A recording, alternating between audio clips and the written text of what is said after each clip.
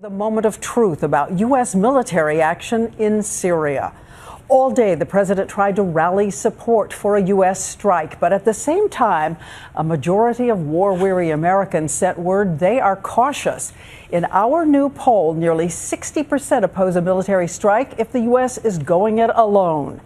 We have the big story tonight of American leadership at a crossroads, and ABC's chief global affairs correspondent Martha Raddatz starts us off right now. Martha.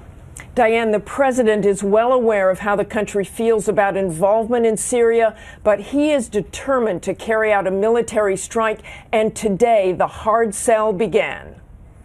Nice to Martha, very nice. Welcome.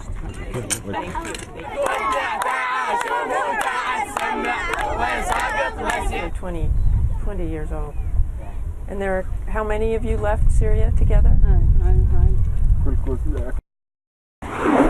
The president came roaring out of the gate today, just after 9 this morning. The leaders of Congress summoned to the White House. At 9:45, even before the meeting starts, the pitch for a strike begins, hitting one of the top concerns head on. It is limited. It does not involve boots on the ground.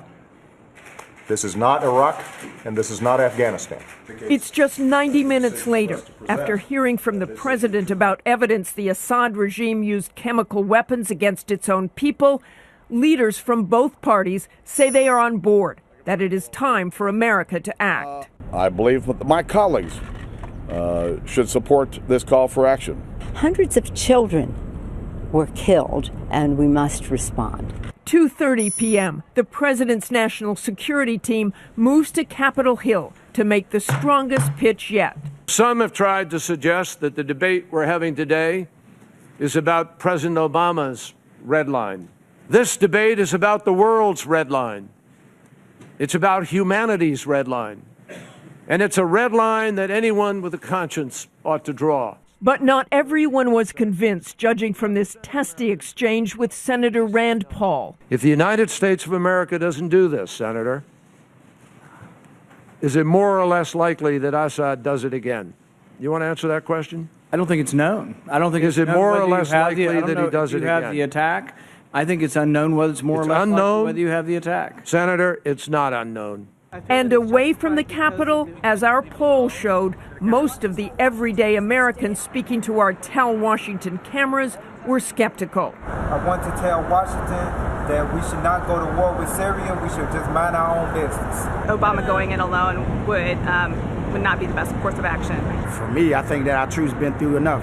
I think that enough is enough. Diane, so at the end of the day, the president did make some progress with leadership on the Hill, but many members remain skeptical about this action, as does the public. This is not going to be easy. And Martha, we had another milestone today about the Syrian people themselves, the number of them fleeing from their homes, from their lives. It's true, Diane. Listen to these numbers. There are 2 million Syrian refugees. 1.8 million of them became refugees in the last 12 months alone. Every day, another 5,000 Syrian refugees stream over the border into Turkey, Iraq, Jordan, Egypt, and Lebanon. Most of them are women and children.